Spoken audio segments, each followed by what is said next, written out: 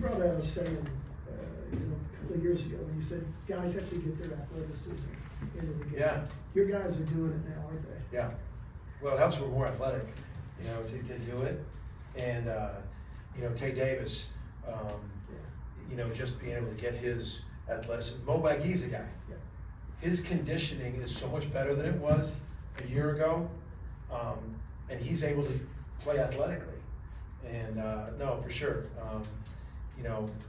Just for someone like Tay to be able to be 6'9" athletic, and also you've seen me put the ball in his hands a lot, and he had 6 assists, no turnovers. So that's for sure. I think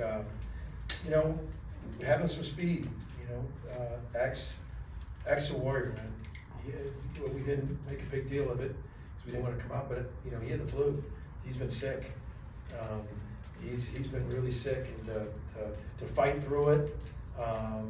And Nigel was under the weather, but maybe X. It was a blessing that he got in foul trouble and played 7 minutes in the first half. You mentioned that. How key was that stretch? Picks it up with 13 minutes left for the rest of the team. And then when he comes back in the second half for X to not press. So we said it at halftime. We gave up 9 threes at half. 9 threes at halftime. And X was in foul trouble and played 7 minutes, and we were up 2. That was what we framed in our halftime. Like, you guys, we gave up 9 threes, and X played 7 minutes, and we're up 2. We've got to guard the three-point line.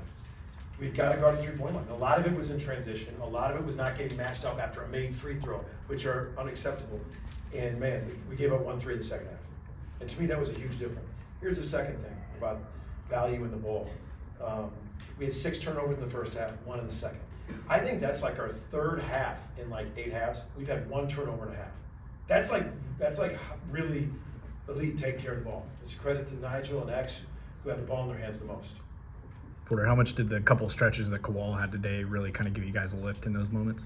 He gives you that lift, and he does it. We've seen it. I mean, that's what I saw in the recruiting. He has that high release, and he's getting stronger, getting better defensively, rebounding. He showed one off the dribble today. Got his athleticism into the game.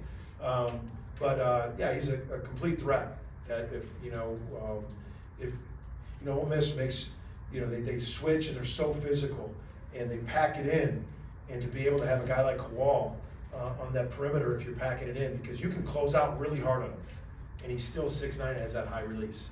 The other night you sounded a little bit frustrated about Mo getting 4 fouls in 14 minutes, but how was it to see him kind of respond the way he did with career high rebounding today? Yeah, and I'll tell you this too. Sometimes the tape shows me something different, and all his fouls weren't undisciplined fouls last game. And we talked about it, and I don't want him to get not aggressive. It's just hard for the timing or some of those fouls. Like, he got one going in for the offensive rebound. That wasn't even called tonight because the bodies are so big. I don't want you to not go for the offensive rebound, and he ended up getting a foul. He just barely put. So we had a couple fouls the tape showed me. But to answer your question, he's so valuable on the court. He played 28 minutes. Kai and Kirill are still building depth. This is their first SEC game. We're going to need them. But there was points where Mo was just so in tune to what was going on. 15 rebounds, 3 blocks, a steal, orchestrating a lot of defense. So he was really, really valuable, and we're just better when he's on the floor. He mentioned, having Kai and Kirill now lets him play a little bit more freely.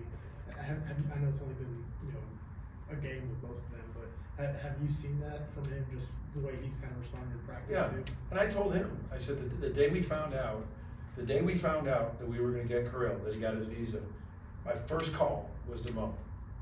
I said, hey man, you're our guy. Don't think I'm trying to be, you're our guy. This just gives us depth. And then my second one was to Kai. You keep trending. Kirill just adds depth for us. We're going to need all hands on deck going into this league that we're going into. So it's not anything to do with those two. It's just depth at that spot. And Mo, in practice, you might be able to save some reps for him, and keep his body fresh, and to go body against body, to go against each other for practice depth. Porter, you talked about it a little bit, but only 29 points for Ole Miss in the second half. Just what stood out about the way you guys played defensively, and how important was that to open SEC play with that kind of defense? I mean, it was we had to have it because you got to give them credit. They were hitting threes from everywhere.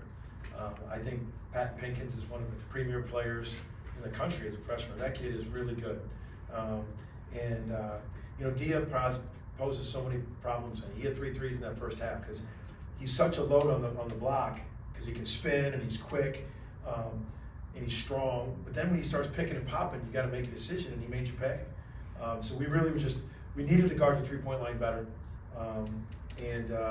I think that is one of the keys to our defense moving forward is guarding that 3-point line better. Porter, Chris talked about how this is like an 18-round fight, and you guys won round 1.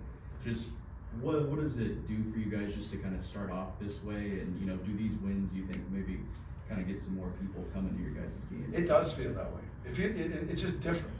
Even the last 4 days preparing for it, watching tape nonstop about Ole Miss, it's just something different. You're looking at the level of intensity, the defenses, the coaching, and Chris is one of the best in the country, and watching them defensively be so physical, you can hardly spin. You're getting dig and rake, and to be able to take care of this first one was big for us. And just getting for your guys, everybody's got a new team, and to get the confidence and get that first one, and so you can move forward. We needed to take care of this one. We needed to win today, but I think winning in this league, one at a time gives you confidence. I don't care because you're going to go through ruts. It's one at a time. You got to get back up. Like you said, it's 18 rounds. You've got to get back up, and we got to get back up and ready for another dogfight against Mississippi State.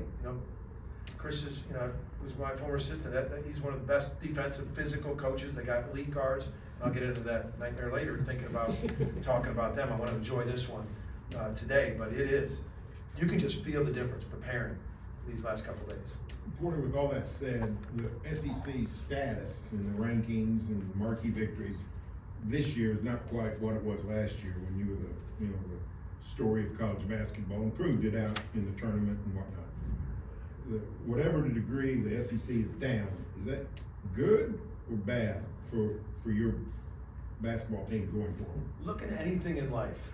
When you compare something to the best of the best ever, you're never gonna. It's really hard to compare that to.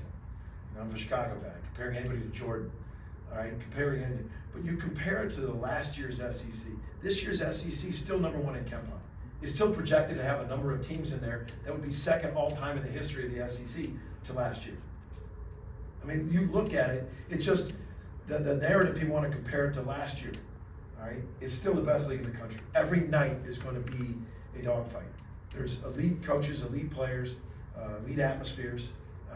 It's an easy narrative. You're comparing it to last year. It's just really hard to compare last year because it was just so over the top last year. But this year is still the best league in the country. And it's gonna shake out that way, in my opinion. Thanks, Coach. Thanks, Porter.